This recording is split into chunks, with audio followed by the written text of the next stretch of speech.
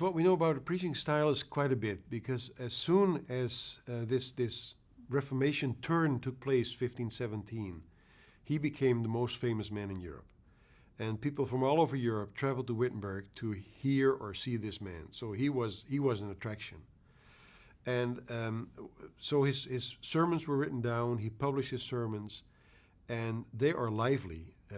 I think I preach every Sunday, and I try to learn from it.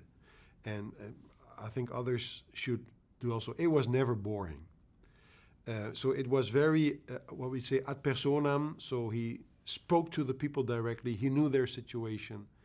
It was an exegesis of Scripture in which the message of the crucified Christ came, whether it fitted to the text or not. So it was a very special homiletics he had there.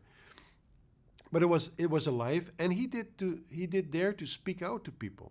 You know, if he thought things were wrong, that teachers' wages were too low, he would speak out to the people responsible in church and say, you pay those teachers well, because this is important work what they do. You know, they educate our children.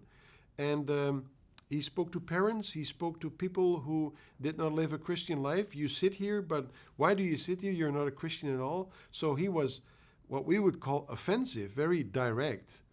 And what I found, I didn't know that, and I found out while working on this book, that at one moment he went on strike as a preacher. He said, I'm fed up with preaching because you don't do what I say anyways.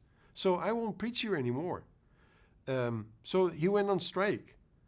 Well, I think if all preachers that notice that their congregation does not do what they say went on strike, next Sunday there would be no preaching, nowhere in the world. But he just did it, and they accepted it from him. So it is very interesting to read his sermons, but it's also very nourishing to read his sermons. He brings us right into the heart of the matter.